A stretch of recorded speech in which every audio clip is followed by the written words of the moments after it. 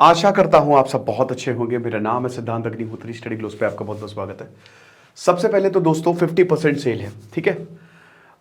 आज आखिरी दिन है आपके पास सेल को अवेल करने का। जो मैं आज आपको बताऊंगा, science of dealing with toxic people, आज अगली क्लास होगी। उसमें मैं ब्रेकअप्स और मैरिजेस के बारे में बताऊंगा। मैं साइंस बता रहा हूं, विज्ञान बता रहा हूं। मात्र इस समय वो 150 रुपए का मिलेगा।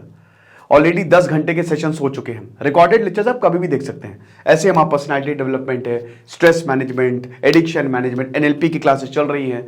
तो देर मत करिए, आज आपके पास बहुत शानदार मौका है। 12 बजे हम इस सेल को क्लोज करेंगे, तो फटाक से कोर्सेज को अवेल करिए। यूपीएससी का तो है ही है। तो देखो, मैं ये ऑलरेडी कवर कर चुका हूं, फ्रेंड जोन, ये सारी चीजें मैं ऑलरेडी कवर कर चुका हूं। आज हम ब्रेकअप्स की बात करेंगे और मैरिजेस की बात करेंगे। ये शाम को 5 बजे क्लास होगी, डिटेल में 2-2.5 घंटे की। अभी मैं आपको कुछ चीजें बताऊंगा, क्योंकि इतनी चीजें बताना यहां पे आसान है भी नहीं, ठीक है। फिर वो लाइव क्लास होती है, वहां पे तो मजा भी आता है। तो देखो, ब्रेकअप की अगर बात करते हैं तो ये मैरिजेस के लिए यूज हुआ था। मैं साइकोलॉजिकल फैक्टर्स बताता हूं, इसमें डिफरेंट डिफरेंट थ्योरीज बताता हूं, मैथमेटिकल मॉडल्स बताता हूं, क्योंकि वो सबसे बेस्ट रहते हैं। तो यहां ब्रेकअप जब होता है, क्यों होता है? एक तो कैस्केड मॉडल ऑफ रिलेशनशिप है। क्रिटिसिज्म की वजह से, डिफेंसिवनेस की वजह से, कंटेम्प्ट की वजह से, स्टोन वॉलिंग की वजह से। ये 4 हॉर्समैन यहां पे बताए थे, यहां पे, ठीक है ना, कि किस तरीके से ये फॉलिंग फैक्टर होता है। फिर उसके बाद यहां पे जो मार्क एल नैप है, उन्होंने बताया था, उन्होंने डिफरेंट मॉडल्स हालांकि वो बताए, लेकिन उन्होंने बताया कि कौन कौन से स्टेजेस हैं जो ब्रेकअप के लिए इन्वॉल्व होती हैं। और ब्रेकअप याद रखिएगा, शादी और ब्रेकअप दोनों एक, मतलब ब्रेकअप शादी के लिए यूज किया जाता है, ठीक है। फिर उसके बाद अनकपलिंग थ्योरी है। ये सब बेसिकली साइकोलॉजिकल थ्योरीज है जो आपको ये बताती हैं कि ब्रेकअप होता क्यों, रूट कॉज क्या है ब्रेकअप का, आखिर वो कौन सी चीज है जिससे इंसान बहुत ज्यादा परेशान हो जाता है। लेकिन दोस्तों, हम यहां पे लास्ट में बात करेंगे मिटिगेटिंग फैक्टर्स की। ये सब हम बात करेंगे आज शाम को, ठीक है। अगर आप देखना चाहें तो आप जरूर देखें, मजा आ जाएगी दोस्तों आपको, क्योंकि यहां जड़ तक मैं जाऊंगा कि आखिरकार ब्रेकअप की वजह क्या होती है। बट मिटिगेटिंग मतलब कैसे हम ब्रेकअप से उबरे। देखो, सबसे पहली बात तो आपको करना क्या है, मोस्ट इंपॉर्टेंट थिंग, हम कहते हैं कि उस इंसान के बारे में मत सोचो। क्या आपको पता है, साइकोलॉजिकली अगर मैं आपको बोलूं कि बेटा चॉकलेट ना खाना, यह बहुत खतरनाक है और इसके बारे में सोचना नहीं भी मत, तो तुम चॉकलेट के बारे में ही सोचोगे। जो इंसान जितना जिस चीज को दबाता है, वो उसके बारे में ही सबसे ज्यादा सोचता है और दर्द होता है। अगर आप ये बोलोगे कि मैं नहीं सोच रहा उस इंसान के बारे में, आप उसी इंसान के बारे में ये बोल के भी सोच रहे हो, वो दिमाग में घुसा हुआ है आपके। तो मोस्ट इंपॉर्टेंट थिंग आपको क्या करनी है, the most important thing is कि एक्सेप्ट, किसी भी प्रॉब्लम का अगर सोल्यूशन निकालना है तो जस्ट एक्सेप्ट द प्रॉब्लम। हां, ये हुआ है मेरे साथ, ब्रेकअप है, हुई मेरी रिलेशनशिप खराब, कोई बात नहीं, सब अच्छा हो जाएगा। लगातार ये अपने आप को समझाते रहो, अपने आप से लगातार बात करो, अच्छे लोगों से बात करो, सपोर्ट करो। ये आग है दोस्तों। ब्रेकअप जब होता है तो बहुत तेज ये आग धधकती है, फिर धीमे धीमे धीमे धीमे कम हो जाती है। अब लेकिन कुछ लोग ऐसे होते हैं, जिंदगी भर तक ब्रेकअप रहता है भाई। मतलब आप ये समझो कि वो शादी भी कर लेंगे, डेथ बेड पे भी होंगे, तब भी अरे यार काश मैंने उसको ना छोड़ा होता, ठुकरा के मेरा काम, प्यार मेरा इंतजाम देखेगी, तो काश मैंने उस समय आईएएस की तैयारी कर ली होती तो शायद मेरी शादी हो जाती। तो क्या है ये, क्यों होता है ये इसलिए होता है दोस्तों। देखिए, अगर आपका जो रिलेशनशिप है वो बहुत लंबा चला है, अगर आप हद से ज्यादा इमोशनली अटैच हो गए हो, अगर आपने ऐसी मेमोरीज बना ली हैं। अब देखिए, हर कोई मेमोरीज बनाता है, कुछ डूज एंड डोंट्स हैं। हमेशा नेगेटिव चीज के लिए तैयार रहो। हमेशा ये सोचो, जैसे आप बहुत डीप रिलेशन में हो, बट एक चीज हमेशा ध्यान रखना, अगर मेरे साथ ऐसा हो तो क्या होगा। थोड़ा नेगेटिव चीजों के लिए ये अभी सोचो, तो मैं कैसे जीऊंगा। अब देखिए, मैं ये नहीं कह रहा हूं कि आप कुछ गलत करो, बट एक नेगेटिव पर्सपेक्टिव लेके चलना चाहिए। क्योंकि देखिए, ये साइन वेव की तरह है जो हमारी जिंदगी है, कि ये ऐसे ऊपर जाती फिर नीचे आती है। तो सोचो कि हाँ यार, अगर ऐसा हुआ तो फिर क्या होगा, मैं क्या, मेरे पास ऑप्शंस हैं, कैसे मैं इसको कोप अप करूंगा। ये जरूरी है। आप अपनी तरफ से पूरा बेस्ट दोगे, लेकिन हो सकता है दूसरे की तरफ से ना आए, वहां से कोई प्रॉब्लम हो जाए, फिर क्या करोगे आप। तो जब तक श्योर नहीं हो जाओ, किसी भी इंसान को दिल देने से पहले 10 बार सोचो, ठीक है, पहले देख लो। अभी मैं आज बताऊंगा आपको जो इतने सारे मॉडल्स हैं, मैं उसमें यही बताऊंगा आखिर जड़ क्या होती है, जो कैस्केड मॉडल्स, और क्या होता है फिर आप रिलेशनशिप आने में। आपको बता दूं कि पहले ही पता चल जाता है कि ब्रेकअप होने वाला है, लेकिन हम उसको इग्नोर कर देते हैं। एक इंसान जो बहुत ही शॉर्ट टेम्पर्ड है, हम जानबूझ के उसके साथ रिलेशनशिप पे आते हैं क्योंकि बड़ा सुंदर है या बड़ा टैलेंटेड है, ब्रेकअप होगा ही होगा। एक इंसान जिससे आपके बिल्कुल व्यूज ऑपोजिट अट्रैक्ट, घंटा, ये दुनिया की सबसे बकवास, सबसे वाहियात बात है। ऑपोजिट, ये सब आपको आपका काटने के लिए यूज करते हैं ये सब, कि ऑपोजिट अट्रैक्ट। भाई कुछ नहीं, कुछ पल के लिए ऑपोजिट अट्रैक्ट। मैंने आपको बताया था ना कि दो तरीके के प्यार होते हैं। साइकोलॉजिस्ट कहते हैं कि ये होता है आपका पैशनेट लव। पैशनेट लव जो है, पैशनेट लव जो है वो आपका खाली 1 साल के करीब तक चलता है, बस ऐसे। फिर आता है आपका कंपेनियनेट लव। उसके बाद लव स्टेबल हो जाता है, प्यार, है ना। अब फिर आपको दूसरी चिंताएं सताती हैं। तो कहते हैं ना कि प्यार बहुत जल्दी हुआ, उतनी जल्दी डाइवोर्स भी हो गया, क्योंकि आपकी जो थिंकिंग है वो मिलनी चाहिए। अब आप कुछ कह रहे हो, वो कुछ कह रहे, बहुत झगड़े होंगे भाई। अब आप बोलेंगे सर अच्छी बात है झगड़े होना, एक लिमिट तक। इब्राहिम लिंकन और उनकी पत्नी मैरी बहुत झगड़ा करते थे, लेकिन वो आखिरी तक उनके साथ रही। अलग तरीके का रिलेशनशिप था उनका। बट यहां पे मैं झगड़ा बात कर रहा हूं कि जब ये टॉक्सिक हो जाए, और हो जाता है, बात सेल्फ रिस्पेक्ट पे आ जाती है, बात घर पे आ जाती है। इब्राहिम लिंकन डिप्रेशन में रहते ताउम्र, और अगर वो डिप्रेशन में नहीं रहते तो पता नहीं क्या कर देते। तो आप ये समझो कि बहुत ज्यादा जरूरी है, ध्यान देने की बात है कि आप जो जिस इंसान के साथ आओ, पहले कुछ साइंस को देख लो, जो कि मैं आज 10-15 बताऊंगा कि कहीं ऐसा तो नहीं कि कोई दिक्कत है, कोई प्रॉब्लम है। क्योंकि रिलेशनशिप से पहले ही डिसाइड हो जाता है कि हाँ भाई ब्रेकअप होने वाला है, शादी टूटने वाली है। ये चीजें अगर नहीं है, ये चीजें अगर दिक्कत है, बहुत ज्यादा क्रिटिसिज्म, बहुत, एक तो हमेशा याद रखो कि मैक्सिमम कोशिश करो कि अगर आप किसी के साथ जुड़ रहे हो तो वो आपकी सोच से अलाइंड हो, है ना। आपकी शादी नहीं टूटेगी, आपका ब्रेकअप नहीं होगा अगर अगला इंसान समझदार है, सपोर्टिव है। झगड़े होंगे तब भी होंगे, अच्छी बात है, वो तो बिल्कुल। बोरिंग तो अगर हो जाएगा तो फिर खत्म हो जाएगा सब कुछ। एक रिसर्च हुई थी कि एक कपल झगड़ते थे पॉजिटिव वे में, और दूसरा जो है वो बिल्कुल एक दूसरे को बस प्यार ही कर रहा है, कुछ नहीं कर रहा है, ना झगड़ रहा है, बोरिंग रिलेशनशिप, और दूसरे का डाइवोर्स पहले हुआ। तो ये होता है। तो सबसे पहले तो आपको ये समझना है कि वो कौन से साइंस हैं जो मुझे देखने पड़ेंगे। उसके बाद जितना लंबा रिलेशनशिप, जितनी प्यारी, जितना भी ज्यादा आप प्यारी बातें करोगे, जितनी मेमोरीज बनाओगे, क्योंकि होता क्या है ना, जैसे मान लो कि आपने मूवी देखी टाइगर, अभी टाइगर आई है, टाइगर का एग्जांपल साथ में देख ली हाथ पकड़ के। अब जब ब्रेकअप हुआ, कभी भी सलमान खान दिखेगा आपको वही याद आ जाएगा, बे याद है यार। अब वो मेमोरी आपके दिमाग में है, क्या कर सकते हो। तो कभी भी अगर जाओ साथ में, ठीक है, तो हमेशा मैंने क्या बताया कि नेगेटिव पर्सपेक्टिव थोड़ा सा लेके चलो। दूसरी चीज ये है, एक्सपेक्टेशन मत रखो। ये बहुत मुश्किल काम है, बट अगर ये कर लिया तो कमाल हो जाएगा। 99% इस लोग फेल हो जाते हैं, बट एक्सपेक्टेशन हम ह्यूमन से होगी ही होगी। बट अपने आप को ये याद दिलाओ कि भाई एक्सपेक्टेशन ज्यादा नहीं रखनी है, ठीक है। भावनाओं को थोड़ा सा कंट्रोल करो, ठीक है। तो ये बहुत ज्यादा जरूरी है। स्टेप 1 तो एक्सेप्टेंस है। अगर ब्रेकअप हुआ तो उसको सबसे पहले आप एक्सेप्ट करेंगे कि हाँ ये हुआ है, और इसके बाद फिर अगला जो प्रोसेस है वो शुरू होता है। भाई देखो, कहने की बातें हैं कि इससे बात कर लो, वहां घूमने चले जाओ, वर्कआउट कर लो, हाँ you transform your negative energy into something positive. ये जितना भी गुस्सा आ रहा है कहीं और डाइवर्ट कर, नहीं होता यार। जहां पे भी जाओगे बस याद ही याद आती रहती है। हाँ, ये जरूर चीज है कि मेडिटेशन या माइंडफुलनेस टेक्निक से बहुत फायदा मिलता है, बहुत ज्यादा। जहां पे भी आपको, ओशो के पास एक बार एक भक्त आया, ठीक है, और वो बोलता है कि सर मुझे गुस्सा बहुत आता है, क्या करूं। तो ओशो ने कहा कि कह लगा कि सब सारे मैनेजमेंट कोर्स कर लिए, सब कुछ हो गया, बट मेरा गुस्सा शांत नहीं, क्या करूं मैं। तो ओशो ने एक कागज में लिख के दिया कि काम करो, मुझे गुस्सा आ रहा है। ये कागज में ओशो ने लिख के दिया और बोला ये लो, जब भी गुस्सा आए बस पॉकेट से निकाल के ये देख लेना, बस दैट्स इट। और 21 दिन बाद वो भक्त दोबारा आता है, कहता है मेरा गुस्सा खत्म हो गया, क्योंकि जब भी मैं मुझे गुस्सा आता था मैं बस ये निकाल लेता था, अगर लड़ाई भी हो रही थी मैं ये निकाल। तो ये आपको करना पड़ेगा। आप भी वो चीजें लिख लो जो आपको ब्रेकअप में हेल्प करे। अब इसमें देखिए, कोई अगले इंसान की नेगेटिव, रिसर्च में साइकोलॉजिस्ट बताते हैं कि जो इंसान बहुत ज्यादा नेगेटिव बोलता है ना ब्रेकअप के बाद अपने एक्स के बारे में, वो उसको कभी नहीं भूल पाता है। जो पॉजिटिव चीजें याद रखता है वो उसको भूल जाता है। अपने लिए जियो, मुझे आगे बढ़ना है, जो हुआ अच्छा हुआ, लेकिन अब ये चीजें मुझे दर्द देंगी, कुछ ऐसी चीज लिखो जो आपको मोटिवेट करे, ठीक है, और उसको उठा के पढ़ो। ये कुछ टाइम के लिए तो बहुत जबरदस्त काम करती है।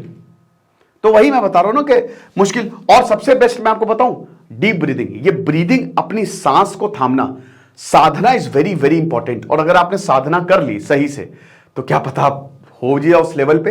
पर देखिए, एक मैं वीडियो देख रहा था और उसमें बोला कि मेडिटेशन, मैं नाम नहीं लूंगा, बहुत उनका वीडियो चलता है, बहुत ज्यादा चलता है। तो वो ये कह रहे थे कि मेडिटेशन जो है वो बेकार चीज है, ठीक है।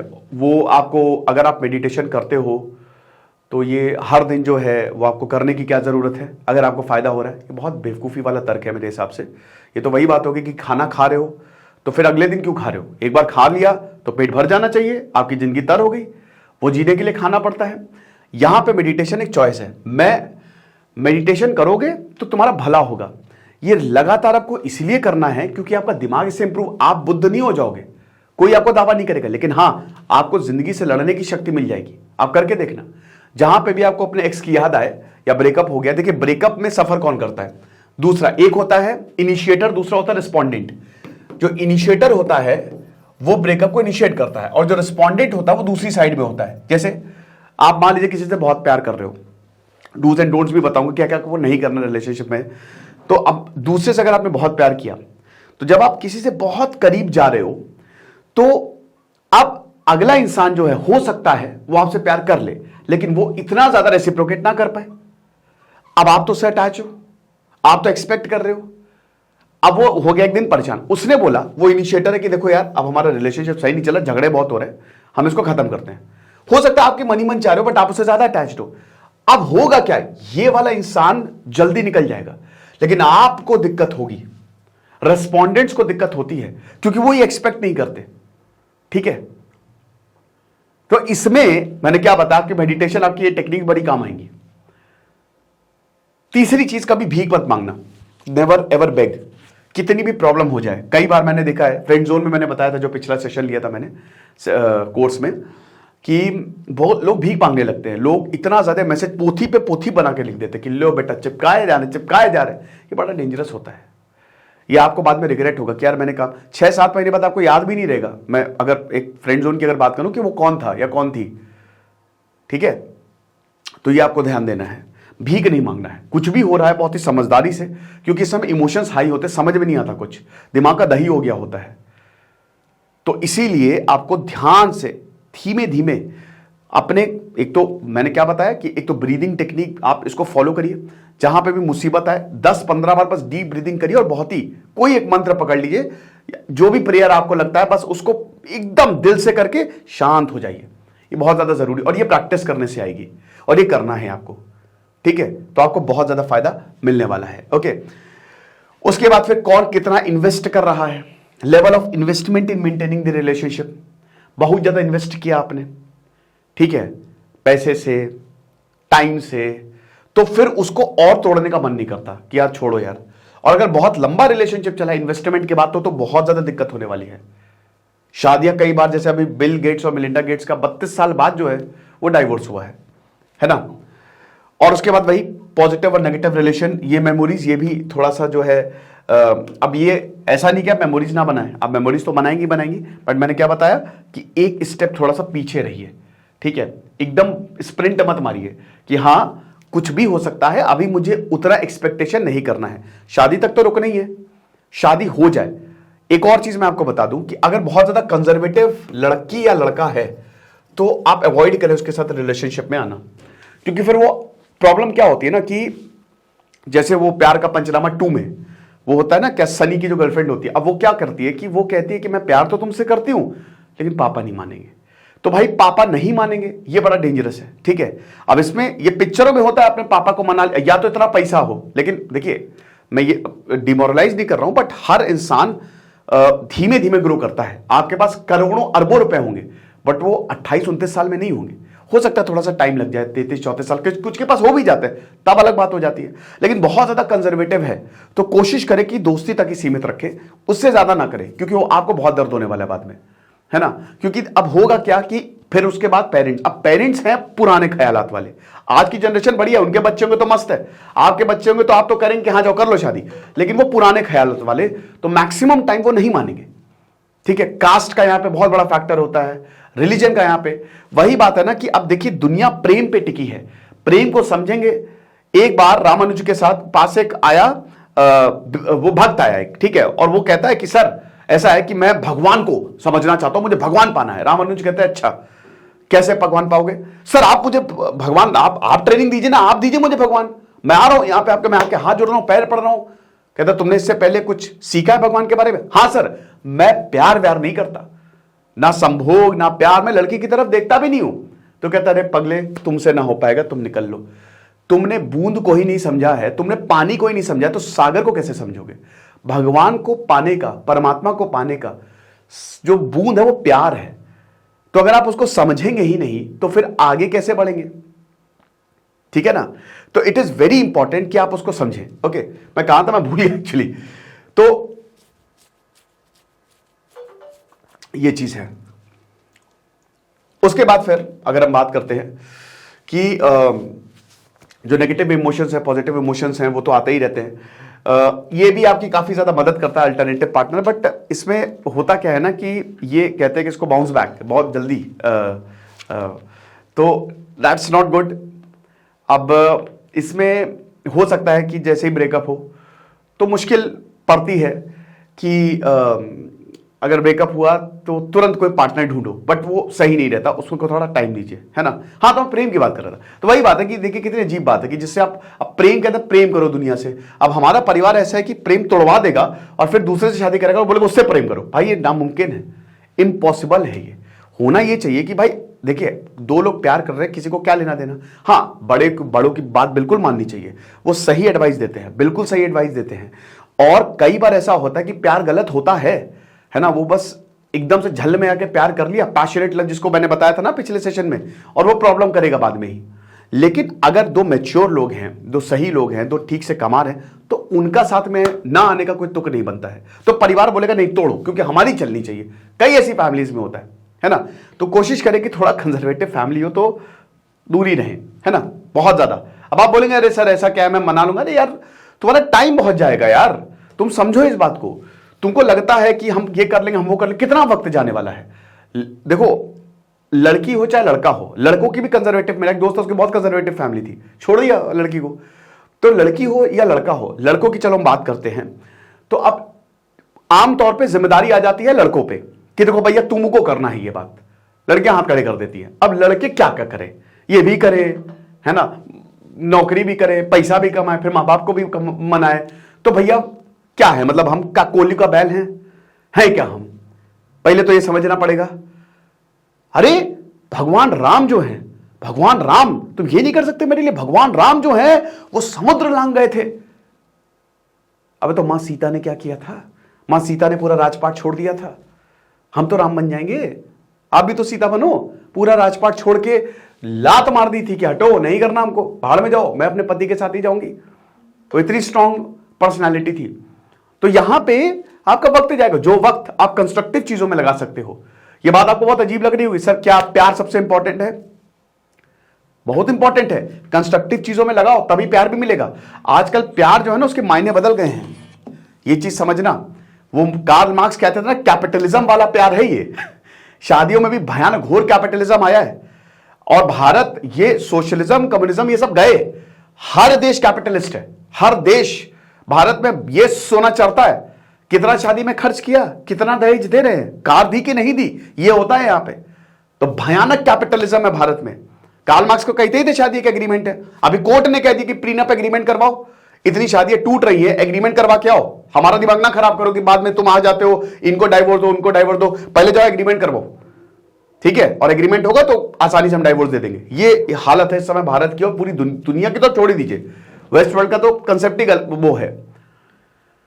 तो दैट इज क्वाइट इंपॉर्टेंट। तो जो चीज आप और चीजों में, अपनी ग्रोथ में इन्वेस्ट कर सकते हो, पैसा कमाने में इन्वेस्ट कर सकते हो, बिजनेस सेटअप करने में इन्वेस्ट कर सकते हो, वो आप इतना ज्यादा मेंटल एग्जॉस्टिंग हो जाता है कि आप जबरदस्ती वो जो बड़ा बनाया उनके मन में मकान है है ना, जो रूढ़िवादी का मकान, आप उसको ध्वस्त करने में लगे हो और वो ध्वस्त हो भी ना, तो मेरा यही कहने का मतलब इससे पहले ही बैकआउट कर दो भैया, हथियार डाल दिए हमने। मूर्खों से बहस नहीं की जाती, तो इसीलिए हथियार डाल दिए हमने, ठीक है। और अपने ऊपर फोकस करो, सही वक्त पे सब कुछ मिल जाएगा, क्योंकि जितना ज्यादा आप अपने के ऊपर फोकस करोगे उतना ही बढ़िया है, ठीक है, ये चीज है।